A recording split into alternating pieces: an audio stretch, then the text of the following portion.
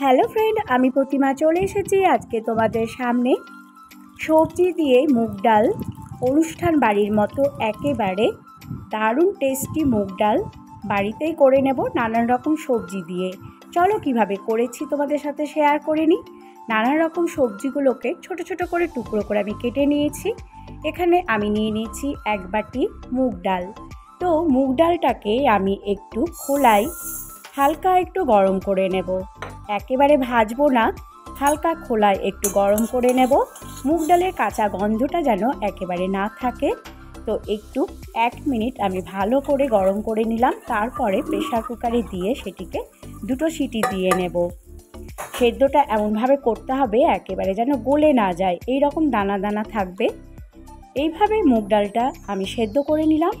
এবার আমি একটি কড়াই চাপিয়েছি, তার মধ্যে নিয়ে নিলাম 2 টেবিল চামচ সর্ষের তেল, দিয়ে দিলাম একটি তেজপাতা ফাটিয়ে, আর 2টো শুকনো লঙ্কা আমি এখানে ভেঙে দিলাম। সেগুলো একটু গরম হয়ে গেলে আমি তার মধ্যে দিয়ে দেব শুকনো জিরে 1 চামচ পরিমাণ। শুকনো জিরে দিয়ে একটুখানি নাড়াচাড়া করে নেব। তারপরে দিয়ে দেব এখানে আমি গরম মশলা অর্থাৎ এলাচ, দারচিনি, লবঙ্গ একটু থেতো করে নিয়েছি। তারপরে আমি এর মধ্যে নিয়ে নিলাম 1 চামচ পরিমাণ আদা বাটা। আদাটা একটু আমি গ্রেট করে নিয়েছি। তারপরে সেগুলোকে একটু হালকা করে ব্রাউন করে ভেজে নেব। তারপরে এর মধ্যে আমি দিয়ে দিলাম 1 বাটি পরিমাণ গাজর, ক্যাপসিকাম দিয়ে দিলাম 1 বাটি পরিমাণ। তারপর আমি এখানে দিয়ে দিলাম বিনস হাফ বাটি। তোমাদের বাড়িতে যা যা সবজি আছে তোমরা তাই দিতে পারো। আর দিয়ে দিলাম এখানে টমেটো হাফ বাটি।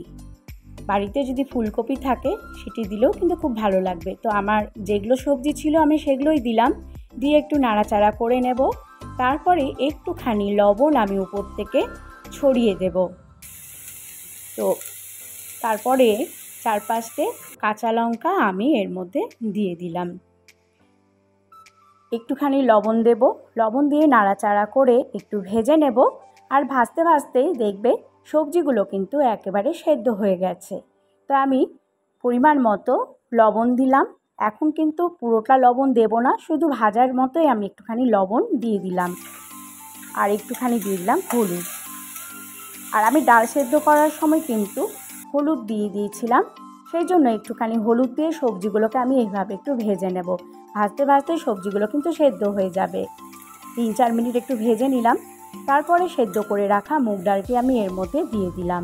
তো মুগ ডালটা দেখতেই পাচ্ছ যে আমার কতটা ঘন আছে এখনও, সেই জন্য এখানে একটু গরম জল অ্যাড করে নেব। আমি এখানে মোটামুটি 1 গ্লাস পরিমাণ গরম জল অ্যাড করে নিলাম।